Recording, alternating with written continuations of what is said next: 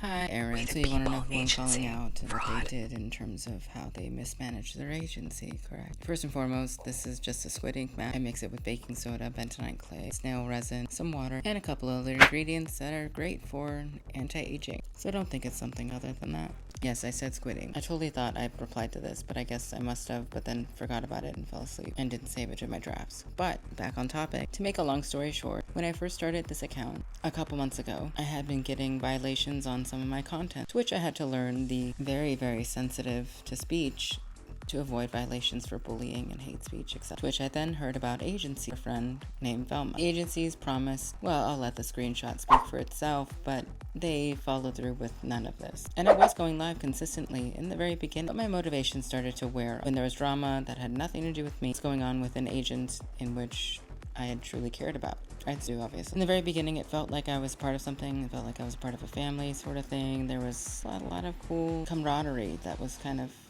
I was just very family oriented. It felt like they cared. They really didn't. So much to the point where I just didn't care to go live anymore. I was just waiting for them to send me a message like, hey, how are you? Hey, what's up? What's going on? Why aren't you going live? Unbeknownst to me, there was a lot of talk behind the scenes of shit against me and a couple other creators. The content in which we create, it is allegedly stupid or they don't understand it, probably because they're fucking old, but you know, whatever. I wouldn't find that out until actually recent, but anyway. They would then tell me that my violations were not able to get removed because they were post violation, not live violation, which I then would learn later on that they could have gotten any sort of violation removed from my account, which would have helped my growth and also the organization's growth overall nonetheless. But of course, this was a new agency and they didn't know what they were doing. I felt as though I was only of use whenever I was supporting their lives or whenever someone had some sort of liberal take on the whole transgender ideology, that I would just clap back with my information that canceled theirs, and then I would be cool, celebrated for a split second, but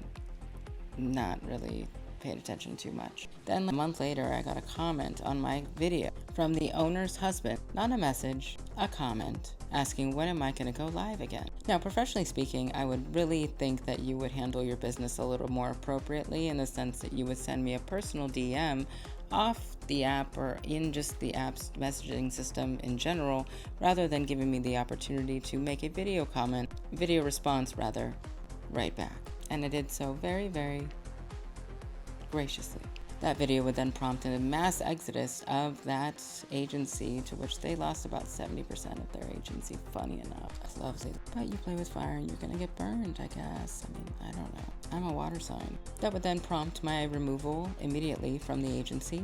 But later, then hearing how the agency's owner would talk so much shit about their creator, only support their own fans, which the slogan says creators first, right? No, not really.